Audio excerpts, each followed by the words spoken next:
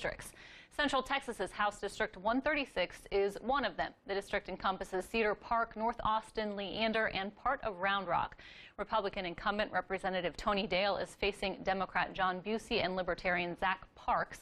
This is the second time Dale and Busey have gone up against each other. Dale beat Busey by 13 percentage points in 2014.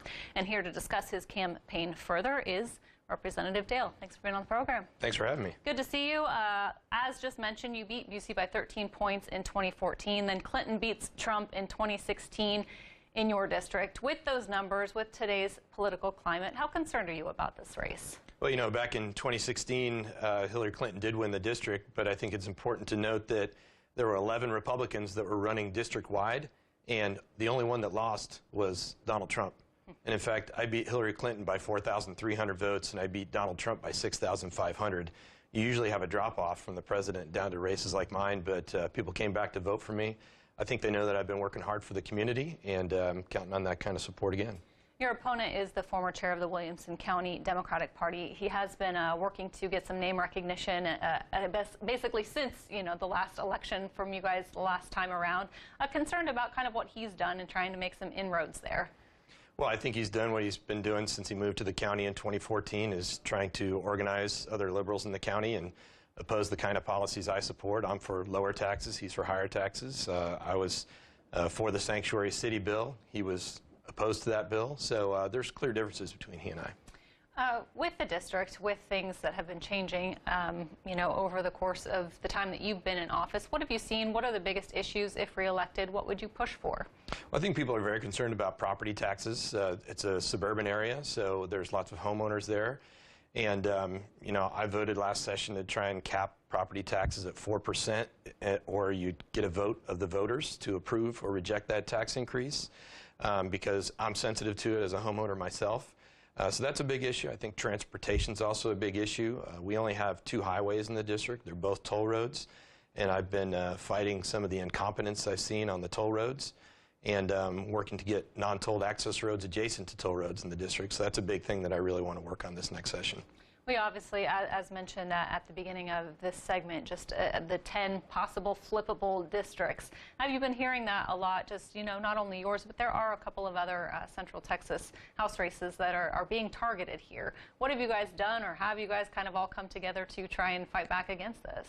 Well, I'm just running my campaign like I do every 2 years. I always have a general election, so we're running a full-service campaign, talking to people door to door, and doing all the other things you would expect a campaign to do. So my focus is, as it's always been, on the people that live in my district. And but I never stopped. Even when I was a session, I was going to events, and I go to a lot of events in the community, so I think people know me, and I'm hoping they support me again. If you are supported again, if you do come back, obviously that there's going to be a big step for House members to do at the beginning of session, looking to elect a new speaker, with Speaker Joe Straus not seeking re-election. What are you looking for in the next Texas House Speaker? Well, really what I want in any speaker is the ability to represent my district to the best of my ability. That's the most important thing to me. I don't want someone to stand in the way of the priorities that we have in Williamson County. And I think that there's a number of candidates that would do that. In fact, I don't know any of them that would stand in the way of me representing my folks at this point. Did you think that was the case with Speaker Joe Straus? No, not necessarily. I think he was very conscious of the members' desire to serve their districts and to represent their districts first and represent Texas, not necessarily to represent one party or the other. So I just want to be able to move my legislation so that we can get those priorities done. And if I can do that, I can find a way to work with almost any speaker.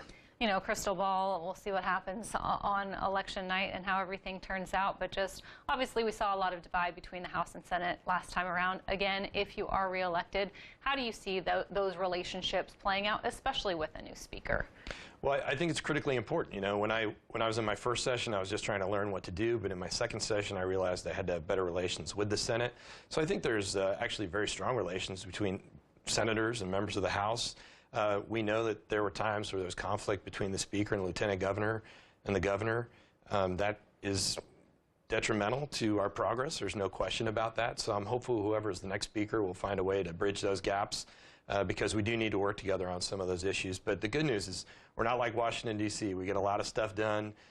We do have some disagreements from time to time, but for the most part, we're getting a lot of things done. Anything else as we're heading into the final home stretch? I know we're going to have your opponent on tomorrow night, but that you want the voters to know.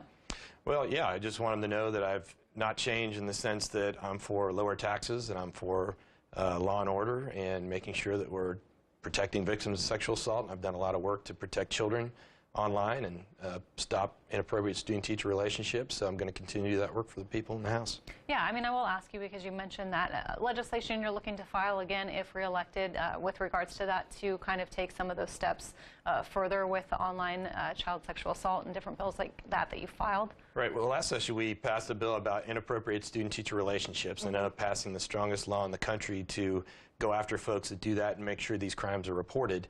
But what we know is that some people are leaving the public school system and going to private schools as teachers, or they're moving out of state. And we need to make sure that those records are available to private schools and out-of-state schools because we, I think, put a hold on Pass the Trash here in Texas, but we don't want to pass them outside the state so they can prey on kids. And that's one of my big priorities.